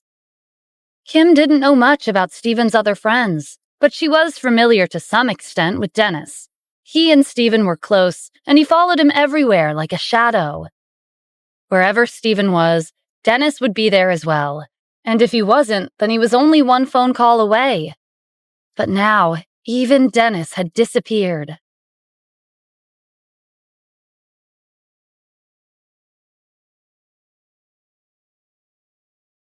Kim had turned on her phone's speaker so that the Cassidy family heard her conversation with Jasmine. "You heard what she said, didn't you?" Helen asked in frustration. "It's not just Steven. Even his friend has disappeared. They obviously ran away together." "It's better this way," Harry said. "If Steven isn't here, then the Addams family will leave us alone as long as you don't give their child your surname." "Going with Cassidy for your child's last name isn't that bad of a choice," Helen said. Kim still didn't believe it. "Steven didn't abandon us," she insisted. "Steven had been by her side for the past few years. He wouldn't run away and leave them behind, especially not when she was pregnant with their child." Kim suddenly thought of a place that the Cassidy family wouldn't have known to check. She hurried out the door. The entire Cassidy family followed her out. She was pregnant, and she was emotional. That was a dangerous combination. It would be terrible if something unexpected happened when she was alone. Soon, Kim and the Cassidy family stood before a courtyard. She knew that Steven and his friends stayed here sometimes. If he wasn't at the villa or his company, then this was the only place left. They entered the courtyard and looked around. It was quiet and empty. Even the dogs that guarded the entrance had disappeared. "It looks like they left in a hurry," Harry pointed out. "They left a lot of their stuff behind." "That's what happens when you run away," Rebecca said. Kim did not give up. Before coming here, she'd asked Camilla to contact the 51 royal families in New York City. With their influence, they would definitely be able to find Steven. Unfortunately, after they went back to the villa, Camilla wasn't waiting for them with good news. Even the royal families didn't know where Steven had gone. Kim's vision blurred, and she staggered. Camilla rushed to support her. Everyone hurried over to ask if she was okay. Victoria tried to calm her down. "Kim, I know you're worried because Steven is nowhere to be found, but you shouldn't be too agitated. The most important thing right now is to take care of your health." The Cassidy family glared at Victoria. So far, they hadn't said anything to her, even though Steven was her son. But the moment she opened her mouth, anger overwhelmed them. "Victoria, don't pretend to be innocent," Helen snapped. "This is all because of your son. Kim wouldn't be like this if it weren't for him." "Grandpa, this has nothing to do with Steven's mother," Kim said. "Don't blame her." "Fine, I won't. Steven's the one to blame anyway. At the end of the day, he abandoned his wife, his child, and even his mother." The Cassidy family had already concluded that Steven had run away. His friend's disappearance only served to prove their point further. On the day Terrence and Johan came to the district to give Steven a warning, he'd disappeared. It couldn't have been a coincidence. If I'm being honest, Steven was a good-for-nothing since the beginning. We were blind to let him marry Kim again. Exactly, If I knew this would happen, I would have risked my life to stop them from getting married. Stephen is a disgrace to our family. From today onwards, he will have no ties to our family. Camilla wasn't pleased to hear the Cassidy family criticizing Stephen.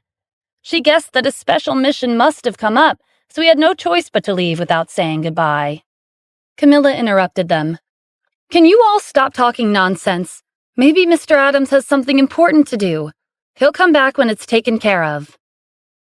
Kim remembered that during the wedding, she'd been surprised when Stephen revealed that he was the owner of the Wyvern Group. But she couldn't shake the feeling that he had another identity. How urgent could it have been for him to abandon his family? Helen said. Yeah, it was urgent enough for him to cancel his number, Rebecca added sarcastically. The Cassidy family dissolved into criticism once again.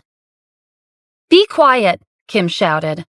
Stephen made a bet with the Adams family, so I'll do the same with the Cassidy family. I bet that Stephen will return in a month.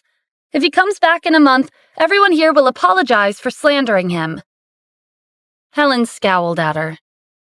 Why do you still have faith in him? All the signs point to him running away. You're the only one here who's stupid enough to believe that he'll come back. Kim wasn't deterred. Grandma, are you willing to accept my bet?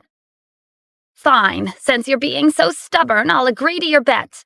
Let's say Stephen did have something urgent to take care of. 1 month is surely enough time for him to wrap things up. Harry chimed in. Before we agree, let's work out the details. If Stephen is still missing after 1 month, what will you do, Kim? I'll go to Warhawk. Helen was satisfied with that. Okay, you said it yourself. No one's forcing you.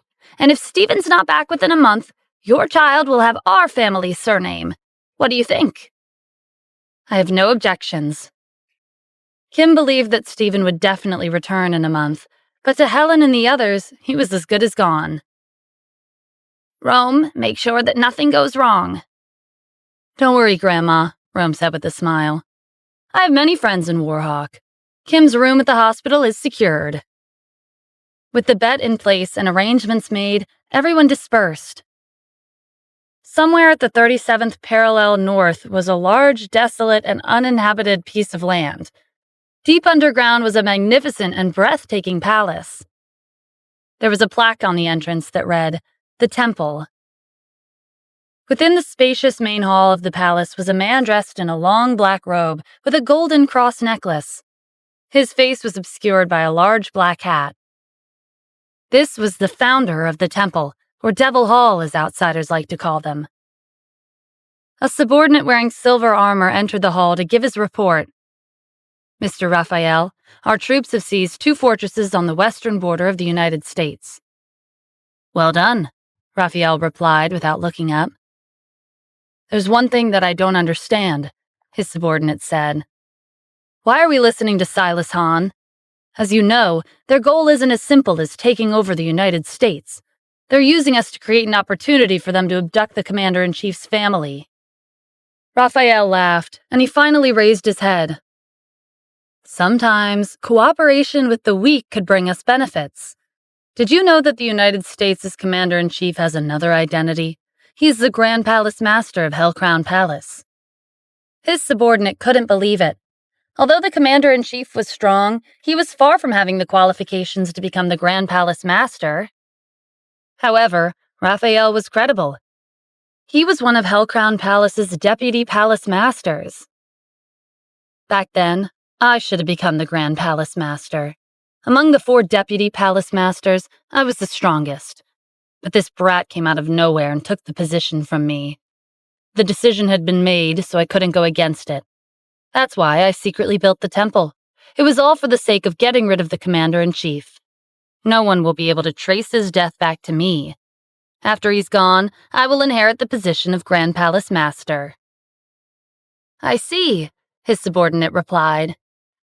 Your plan is nearing its end. Our sneak attack, along with Silas's operation, will serve as a distraction for the Commander-in-Chief. This battle will be his last. He might even die by our hands. You're quick on the uptake, Raphael praised.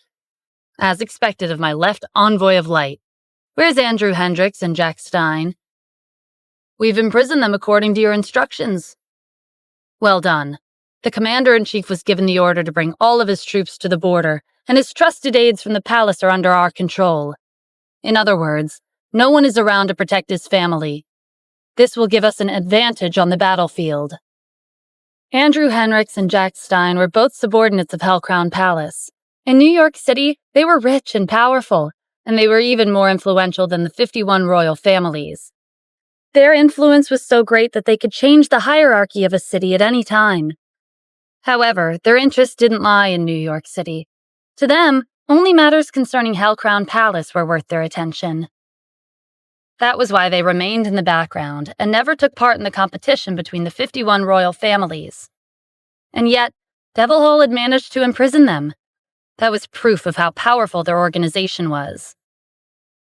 For the commander-in-chief to have become the Grand Palace Master, there must be something special about him, the left envoy of light said. It's been 6 years since our battle. He was strong back then. He must be even stronger now. Raphael's lips curled into a smile. I'd like to see just how powerful he is. If we really can't defeat him, I still have Plan B. At this time, Stephen and his troops had arrived at the western border. They wasted no time and engaged in close combat with Devil Hall's army. Just like the report had said, Devil Hall's current strength was much higher than back then. After 2 weeks of intense battle, Stephen and his troops seized their first stronghold. Stephen gazed at the battlefield as he stood on top of the fortress wall. It looks like we'll have to prepare for a long battle. Even so, he wanted to end the battle as soon as possible, so he could return home to Kim. Meanwhile, Kim was facing a tremendous amount of pressure. Half a month had passed, and there was still no news from Stephen. If he didn't come back in half a month, she would have to go into Warhawk like she'd promised, and their child would have to take on the surname Cassidy. Jasmine came looking for her. Kim, Stephen's nowhere to be found, and Mr. Lucero hasn't come back either. Someone has to be in charge of the Wyvern Group. You're the owner's wife, so you're the only person who's qualified. Kim placed a hand on her stomach. Are you sure? Yes. When Stephen comes back, he wouldn't want to see his company in ruins. Okay, I'll take on the job, but you'll have to assist me. Of course I will. As the days passed, Victoria became more anxious. After Kim took charge of the Wyvern Group, her competitors made things difficult for her because they knew that Stephen had disappeared. They knew that this was their chance to prevent the Wyvern Group and Tanith Corporation from developing. Victoria decided to make a trip to Washington, D.C. to consult the Sierra family. When they heard that Stephen still wasn't back, they called the other royal families for a meeting. Tremaine was surprised that the Sierra family didn't know where Stephen was. Angelo was his grandfather, Victoria was his mother, and he had appointed Stephanie as the head of the Sierra family. If they didn't know where Stephen had gone, who else would know? What if Stephen really did run away because of Terrence's threat? Caleb asked. Before he could continue, Tremaine silenced him with a glare. Who do you think Mr. Adams is? Why would he be intimidated by the Adams family? Victoria wasn't expecting Tremaine to stand up for Stephen like this. There had to be more to her son's identity. Mr. Adams must be carrying out a secret mission, so he had to leave without saying goodbye. He'll return after completing the mission. Tremaine scanned the crowd. Baseless assumptions will not be tolerated. What do you think we should do? Angelo asked. Our priority should be protecting his family so he doesn't have to worry about them, Tremaine said. Angelo, make an announcement that the 51 royal families of New York City are under Miss Kim's command. A hearty laugh came from the entrance. As expected of the head of the Moran family, don't forget about me. Hawthorne Society also belongs to Miss Kim. Tremaine grinned when he saw Atticus. They high-fived. All right, you and I will be enough to protect Mr. Adams' family while we wait for his return. Angela was grateful for their assistance. Thank you for your support. I'll make a statement right away. The surrounding states were shocked when the announcement was made. The competitors who had been targeting Kim retreated without a word. With the support of the 51 royal families of New York City and Hawthorne Society, along with Kim's hard work, the Wyvern Group and Tanith Corporation gradually became more stable. Overseas, in the island state, Silas was presiding over a meeting with the higher-ups of the 40 alliance countries. I've received news that the Commander-in-Chief has left Washington, D.C., and has arrived at the western border. His troops have been in combat with Devil Hall. Silas didn't bother hiding the smug look on his face. It was an incredible achievement to make the Devil Hall take action to create an opportunity for them. He considered himself the unofficial leader of the 40 alliance countries. One of the higher-ups caught on to what he was implying and supported him. Mr. Silas was able to achieve what none of us could. I suggest appointing him as our leader. The other higher-ups approved. Even if there were a few who weren't on board, they had to follow the majority opinion. Silas wanted the position, but he pretended to decline. Thank you for your support, everyone. 40 countries have joined together to form an alliance. Naturally, selecting a leader is necessary. However, this is a discussion for after we stabilize the situation. What do you think? The rest of the higher-ups were impressed by his open-minded suggestion. They agreed. Mr. Silas, now that the Commander-in-Chief is at the western border, is it time for us to move on to the next stage of our plan?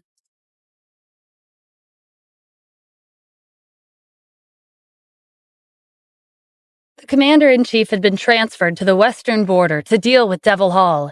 He had been separated from his family, and the higher-ups of the 40 alliance countries saw this as an opportunity. But Silas had a different opinion. It's not the right time. According to my intel, the Commander-in-Chief did take all of his troops with him to the border, but that doesn't mean his family is unprotected. What do you mean? One of the higher-ups asked. His wife, Kim Cassidy, and his mother, Victoria Sierra, are surrounded by skilled martial artists. If we try to abduct them, our side will suffer heavy casualties. Silas was a higher-up from the island state. Out of the 40 alliance countries, the island state had the strongest and largest army. If they rushed to Washington, D.C. and abducted the Commander-in-Chief's family, the island state's army would be the main driving force. Those from the other 39 alliance countries would hide in the dark and wait for them to pave the way. They might succeed, but the island state would suffer heavy casualties. Their strength would decrease, while the other alliance countries would barely have any losses. The island state would contribute the most, but the others would lie in wait and reap the benefits. Silas would never let that happen. The other higher-ups protested. Are we just going to watch?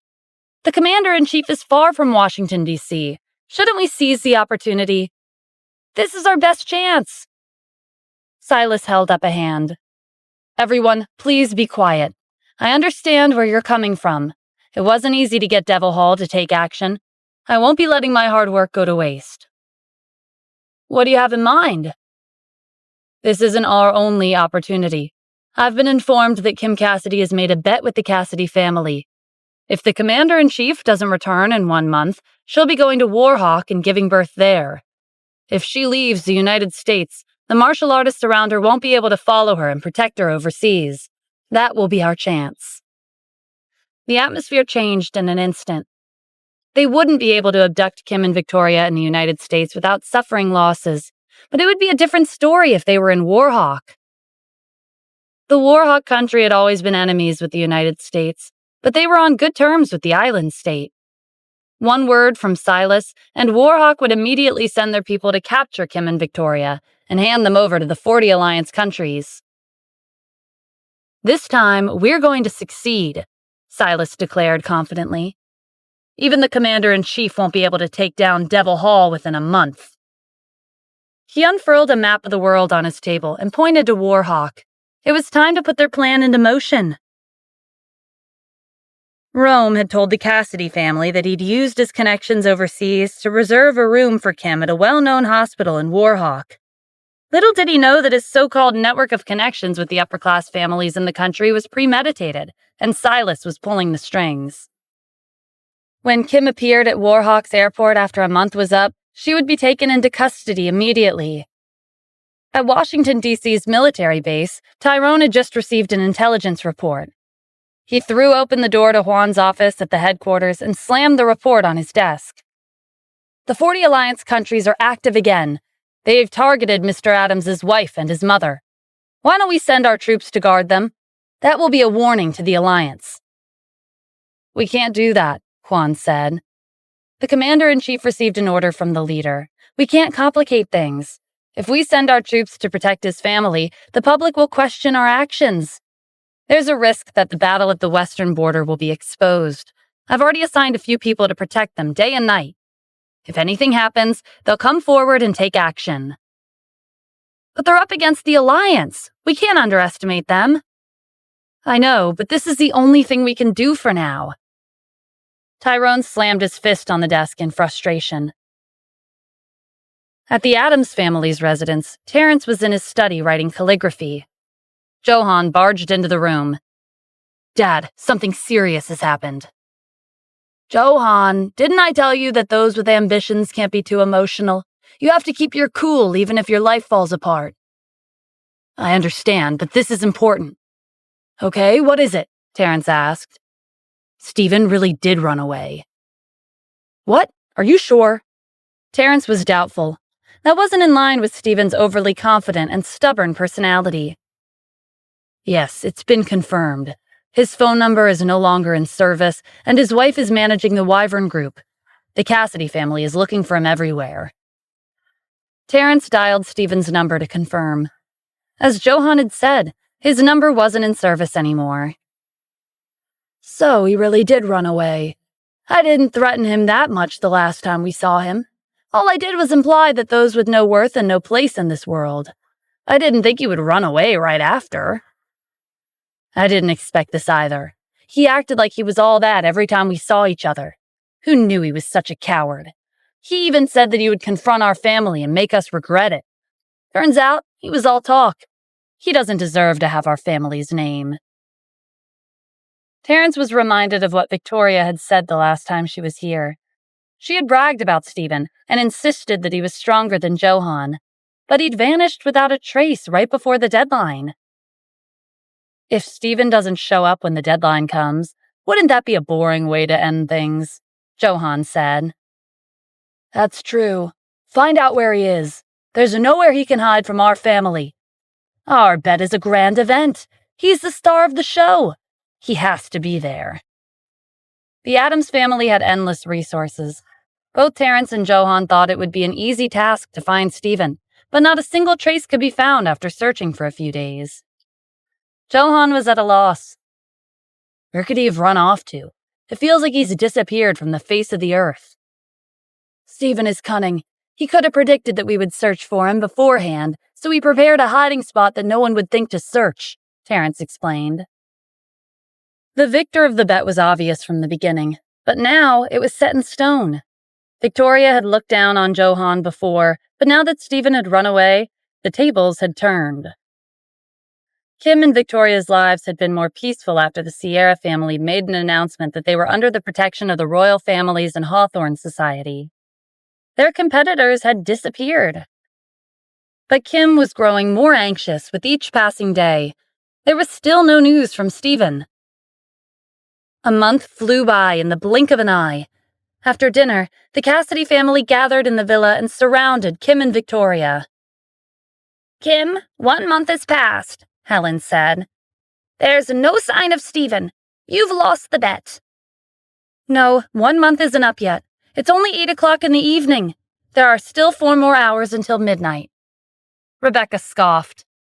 Isn't it time for you to give up? Why do you think Stephen will rush back before midnight? Because I believe in my husband. We've waited a month, Gordon said. A few more hours doesn't make a difference. Let's wait until midnight. Kim won't have anything to say if Stephen doesn't show up by then. The room fell silent as everyone waited for midnight to arrive. Kim believed that Stephen would come back. It had been a month. That was enough time to wrap up any urgent matters. The minutes ticked by, but there was no movement outside the door. 10 minutes before midnight, Helen couldn't take it anymore. She stood up from the couch. Time's up, Kim. Just give in. Kim raised her head and looked at the clock. There's still 10 minutes left. Helen gritted her teeth. You're so stubborn. Fine, I'll wait for 10 more minutes. At this time, Stephen was leading the 4 great generals on a night raid. They successfully took back the second stronghold and pushed Devil's army outside the border. But they couldn't relax just yet. They had to keep an eye on Devil Hall to make sure they didn't retaliate in the middle of the night. None of them were aware of the bet Kim had made with the Cassidy family. When the clock struck midnight, the bet came to an end. Time was up, and Stephen wasn't here. Kim had lost the bet. Helen stood up from the couch again. It's midnight. There's nothing more to say. Stephen had disappeared for a month, and there was no way of contacting him. All signs indicated that he had run away. Kim should have given up by now, but a part of her believed in him.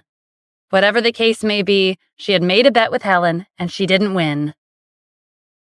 I admit my loss, Kim said quietly.